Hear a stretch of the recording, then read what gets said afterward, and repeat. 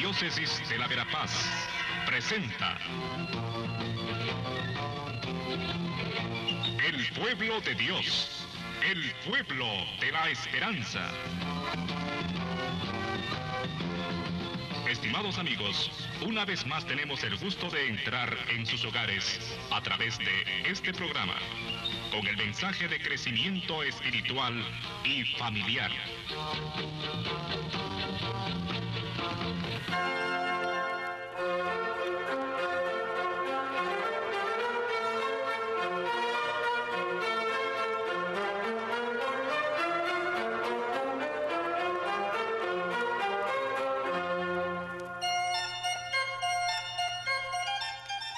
Un saludo cordial, amigos, amigas, en este domingo en el que se celebra la fiesta de la Santísima Trinidad.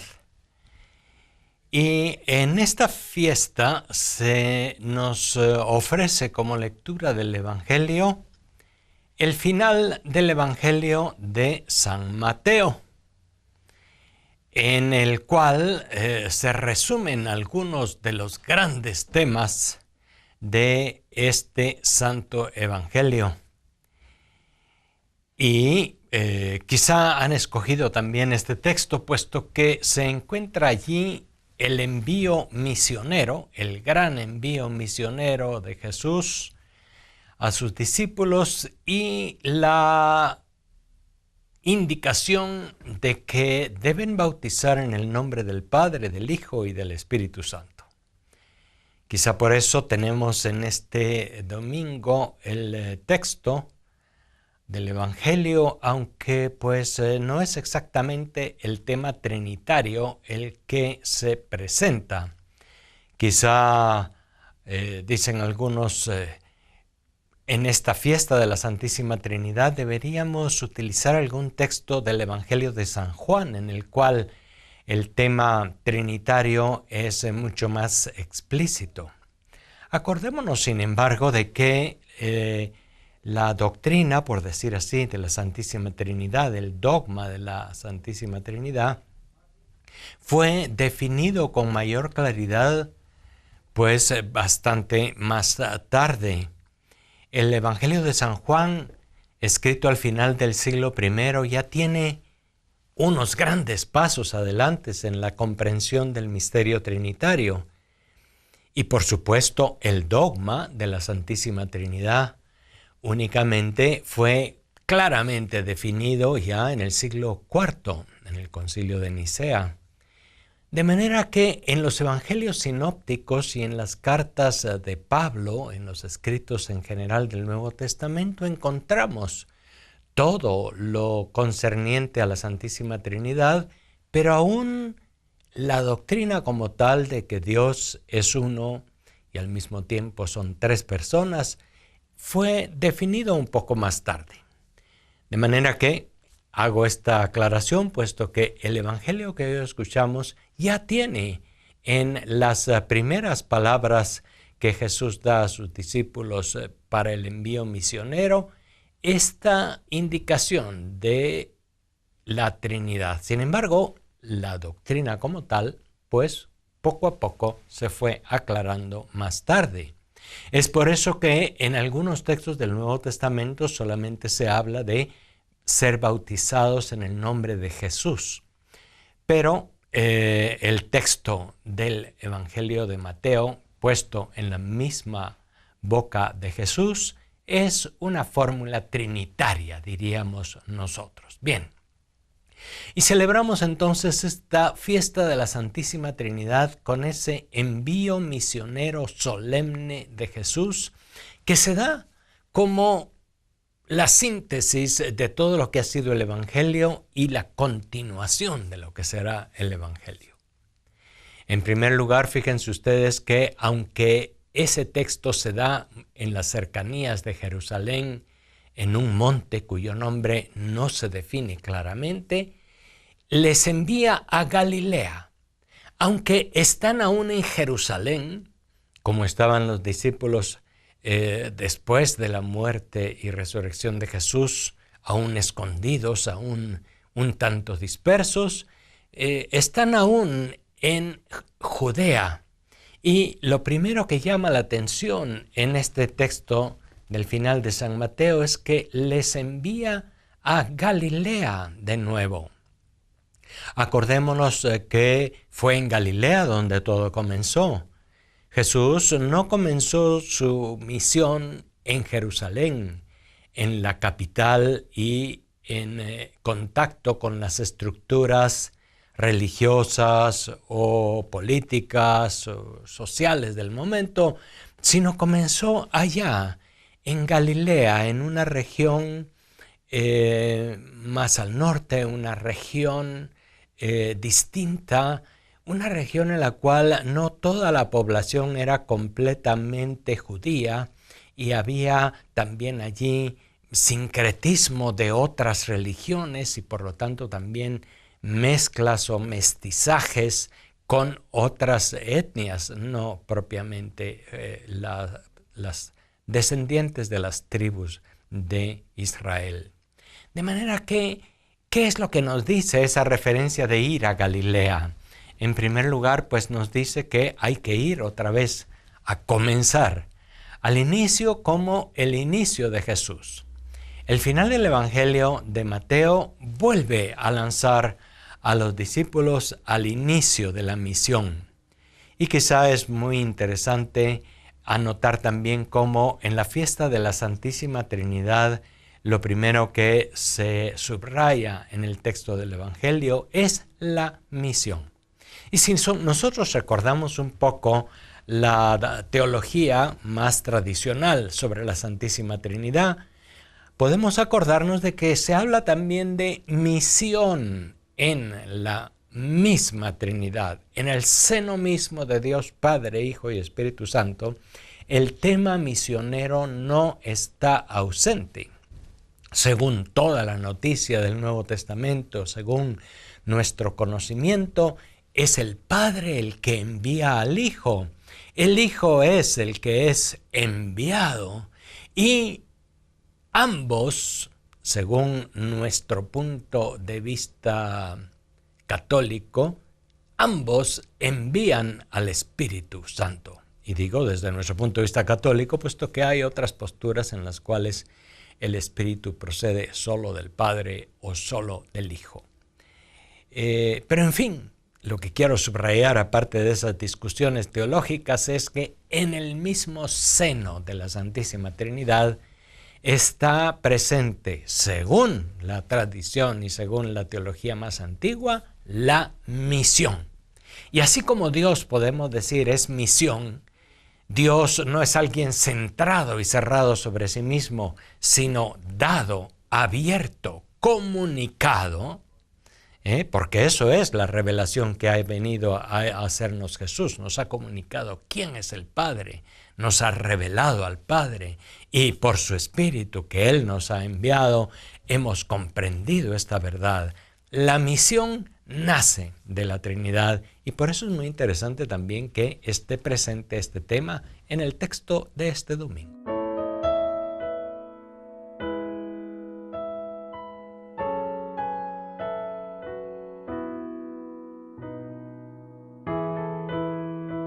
Así pues, en esta fiesta de la Santísima Trinidad y reflexionando el texto de San Mateo, una de las primeras cosas que podemos notar es Jesús les envía a Galilea, donde comenzó su misión. Y podemos notar también cómo la misión no es algo ajeno o extraño a la naturaleza de Dios mismo. Dios mismo es envío, es misión. No es un ente cerrado sobre sí mismo, sino es una comunión de personas abierta a la comunicación y a la relación con los demás. Esos, podemos decir, son reflexiones más actuales que hacemos sobre Dios, pero ya en la teología más tradicional y más antigua se hablaba de las misiones en la Santísima Trinidad. Así pues, ese es un elemento que hoy está claro en este texto del Evangelio. Hay otro elemento, los propios discípulos. Fíjense ustedes que aún los discípulos, que se les sigue llamando así porque aún siguen aprendiendo del Maestro, aunque después se les dirá apóstoles, enviados, son discípulos primero. Estos discípulos tienen que aprender. Estos discípulos todavía están en una situación de honor hacia Jesús, están en una situación de honrarle, están en una situación de postrarse por tierra, pero al mismo tiempo tienen dudas. Se postran, pero tienen dudas, nos dice el texto del Evangelio. Y eso es también normal dentro del camino de la fe, podemos decir, en el conocimiento de la Trinidad, en el conocimiento de Dios. ¿Quién no tiene dudas? ¿Quién lo tiene todo claro? Nadie. Por lo tanto, las dudas, pero al mismo tiempo la adoración, la aceptación de ese misterio están presentes en aquellos discípulos que todavía están aprendiendo de Jesús.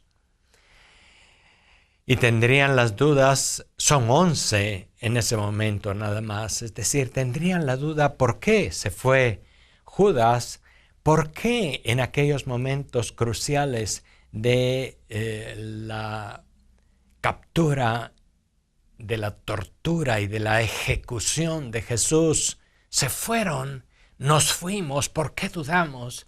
Las dudas, las inquietudes, los temores todavía están en estos discípulos, que no saben exactamente, que se han encontrado ya con el resucitado, pero que aún dudan en su corazón. Fíjense ustedes que esta palabra se postraron nos hace pensar en otro texto del mismo Evangelio de San Mateo, en el capítulo 14, en donde dice que cuando Jesús caminaba sobre las aguas, invitó a Pedro a caminar también sobre las aguas. Al final de lo que sucedió, ellos se postraron. Postrarse es una actitud fundamental del hombre ante Dios. Es la actitud de reconocimiento de que Dios está presente. Y esa actitud de postrarse la tienen en ese momento los discípulos, como la tuvieron en aquel día junto al lago de Galilea. Y es necesario también entonces reflexionar cómo en este texto está ese proceso de irse acercando hacia la aceptación de Jesús como Hijo de Dios. Pero mientras tanto, para llegar a la adoración y a la fe completa, se necesita dar 3 pasos. El primero es el conocimiento. Fíjense ustedes que los discípulos habían conocido a Jesús y le habían conocido como un ser humano, como el hijo del carpintero, como Jesús de Nazaret, como aquel profeta grande en obras y palabras, pero poco a poco le fueron conociendo más y más, y fueron conociendo también que es el Hijo de Dios, el que muchas veces dice yo soy, y eso les resuena como aquel antiguo yo soy del libro del Éxodo, la manifestación de Dios a Moisés. De manera que poco a poco el conocimiento ha ido creciendo. Los discípulos que aprenden del Maestro han ido conociendo. Hay una segunda parte y es la creencia. Media vez se conoce, hay una aceptación intelectual, una aceptación racional. Solamente es en la cabeza, tal vez de una doctrina, tal vez de una enseñanza que uno descubre como algo que tiene lógica, algo que es sensato creer. Por lo tanto, ese es el segundo paso. Pero hay un tercer paso para llegar a la adoración y a la verdadera fe, que es la confianza. Como les decía, este texto final del Evangelio de Mateo puede remitirnos por esa palabra, se postraron, a aquel otro texto del capítulo 14. Allí Pedro es el que hace el proceso del que nos está hablando el texto del Evangelio. Primero había conocido a Jesús, sin duda. Le conocía desde antes de que Jesús le llamara, había oído algo de él. Y después, en tantas caminatas, en tantos idas y venidas, en tantos milagros vistos, en tantas reflexiones y discursos escuchados, en tantas conversaciones, Pedro conocía más a Jesús y había dado el segundo paso, creía en Él. Pero faltaba lo tercero, tener confianza en Él cuando viene la prueba y la dificultad. Pedro dijo, si eres, mándame caminar sobre las aguas. Jesús le dice, ven, camina. Sin embargo, en un momento duda y empieza a hundirse. Pedro ha dado pasos hacia adelante, pero le faltaba todavía el último. Le faltaba la confianza en el Señor para seguir adelante. Volvamos a nuestro texto del final del Evangelio de Mateo. A aquellos discípulos que habían conocido a Jesús, que habían creído en Él, una adhesión racional, intelectual, les faltaba todavía lanzarse, confiar a pesar de las dificultades. Son los 11. Eso es una herida en el grupo que les hace pensar, no estamos completos, ¿qué pasó con este? Y vendrían dudas, ¿habremos creído en vano? Todas las cosas que se manifestaban en el encuentro aquel de Jesús con los discípulos en el camino hacia Emaús. Las dudas, las dificultades todavía estaban presentes y Jesús sin duda les invita a dar ese tercer paso, el de la confianza, volver a Galilea, volver a comenzar, anunciar a todos los pueblos lo que ellos mismos han escuchado y han aprendido y bautizar en el nombre del Padre, del Hijo y del Espíritu Santo. Fíjense ustedes que este texto del final del Evangelio de San Mateo se da también muy cerca de donde muy probablemente se dio también la escena de la transfiguración. Pedro, Santiago y Juan reconocerían muy bien aquel lugar en donde Jesús se había manifestado también en diálogo con Moisés y con Elías.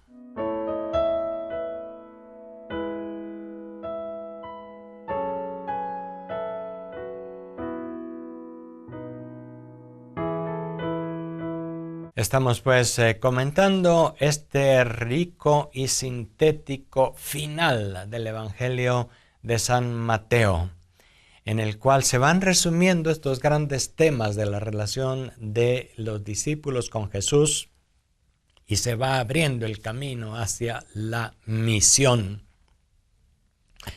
Les decía que Pedro, Santiago y Juan, aquellos discípulos que estuvieron presentes en la transfiguración, recordarían muy bien en ese otro monte de cuyo nombre no se sabe, que Jesús estaba en diálogo con Moisés y con Elías y resplandecía y ya se manifestaba esa otra dimensión, podemos decir hoy claramente, divina de Jesús, aun cuando estaban de camino. Y eso, el volver a reconocer la dimensión no solamente humana, sino divina. Jesús es el Hijo de Dios hecho hombre por obra del Espíritu Santo. Este es el que de nuevo les envía con una misión.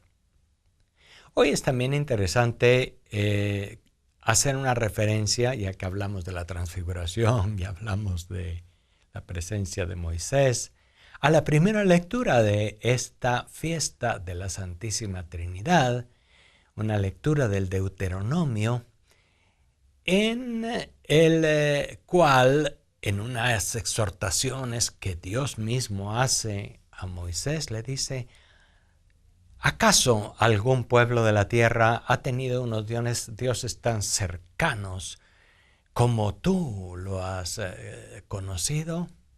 Y hace esa pregunta a Moisés, Dios mismo. Y es una pregunta que también se puede hacer a los discípulos en ese final del Evangelio de Mateo. Ellos conocen a Dios y lo conocen por Jesús. Y lo conocen porque Jesús se ha acercado a ellos de tal manera que no les ha sido alguien extraño.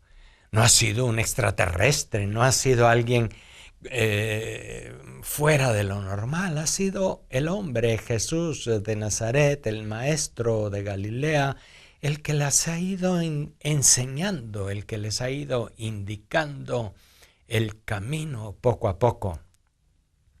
Y ellos le han conocido, ellos han creído en Él y ahora hace falta que confíen plenamente en Él.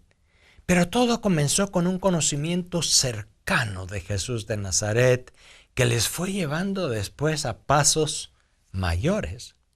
Fíjense que ese también puede y debe ser nuestro camino como auténticos discípulos y discípulas de Jesús. Primero, todos hemos tenido un conocimiento de Jesús, un conocimiento que muchas veces es simplemente racional. Le conocemos por las doctrinas que leemos, por el catecismo que aprendimos, por las cosas que escuchamos y nos dicen. El conocimiento de Jesús entra por el oído y llega a la mente. Y decimos, sí, es una doctrina creíble. Y entonces, en primer lugar, conocemos, en segundo lugar, creemos. Viene la creencia, que es algo aún meramente racional. Pero todas, estamos invitados después a confiar, a seguir adelante, a volver a Galilea, a anunciar a otros, a hacer discípulos, misioneros de Jesús. Hoy he querido yo insistir en esta fiesta de la Santísima Trinidad en cómo el tema de la misión está profundamente ligado a la doctrina sobre la Santísima Trinidad. Y así como Dios no es un ser encerrado en sí mismo, lejano y absolutamente incomunicado e incomunicable, así también la Iglesia debe ser una sociedad, una comunidad abierta a los otros, en plan de comunicar, en plan de entrar en relación, en plan de misión. No debe ser la Iglesia una entidad cerrada sobre sí misma, a la defensiva, defendiendo sus dogmas, sus doctrinas, sus tradiciones. La Iglesia debe estar en plan de apertura, de diálogo, de comunicación. Jesús dice a los discípulos aquel día final, vayan y hagan discípulos de todas las naciones o de todas las gentes, según otra traducción. Las naciones, las gentes, se refieren a las otras etnias, culturas, grupos humanos, etcétera, que no eran precisamente judíos.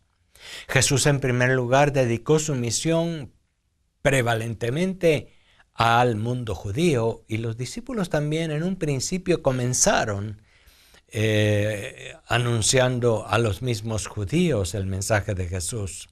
Sin embargo, poco a poco también fueron abriendo sus puertas y fueron cumpliendo con lo que Jesús quería. Vayan y hagan discípulos de todas las naciones y de todas las gentes. No tengan miedo de los que son diferentes. No tengan miedo de ser rechazados. Si se lleva la verdad y se está en plan de buscar la verdad, nos encontraremos con hombres y mujeres de otros pueblos, naciones, culturas, etnias, que están también en la búsqueda de la verdad. Cuando las cosas topan es cuando nosotros somos cerrados y pensamos que nosotros somos los únicos que hemos buscado la verdad y que la tenemos y la conocemos y que los otros no tienen nada de verdad. En estos años estamos volviendo a recordar de manera muy especial al Concilio Vaticano II, que dejó estas ideas muy claras. La verdad la buscan muchos otros pueblos. La verdad la conocen incluso muchas otras personas. Esa verdad que nosotros, por la revelación de Jesús, pretendemos conocer con toda plenitud, ya se encuentra, sin embargo, presente en otras razas, lenguas, culturas, en gente que busca. Cuántos filósofos, cuánta gente religiosa y honrada en otras religiones, naciones y culturas que también buscan la verdad sobre Dios, la verdad más profunda sobre la creación y sobre sí mismos.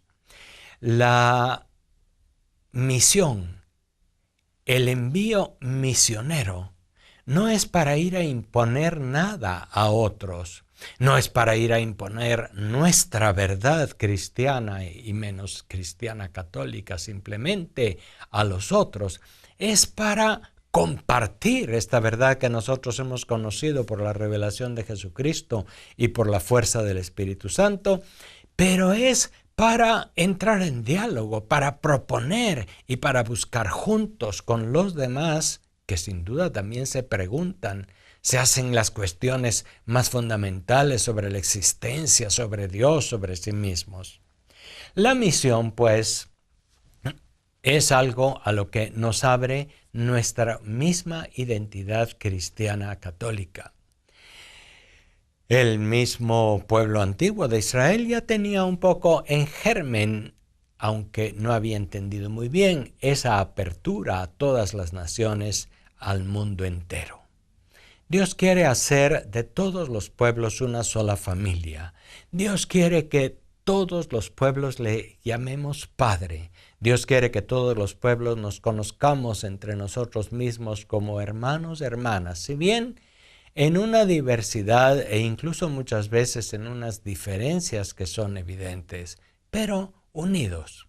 Es de lo que nos habla hoy el ideal de esa segunda lectura de San Pablo, en la cual se dice que hemos recibido un espíritu no de temor, sino un espíritu que nos hace llamar a Dios Padre. El ideal de la misión es que todos los pueblos y naciones del mundo llamemos a Dios Padre y nos consideremos entre nosotros hermanos y hermanas. Feliz fiesta de la Santísima Trinidad. Hasta la próxima.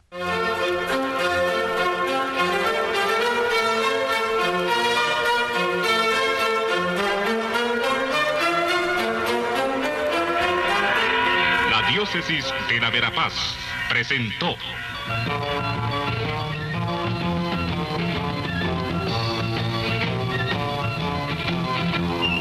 El pueblo de Dios, el pueblo de la esperanza. Agradecidos por su atención al mensaje de crecimiento espiritual y familiar. Hasta otra oportunidad.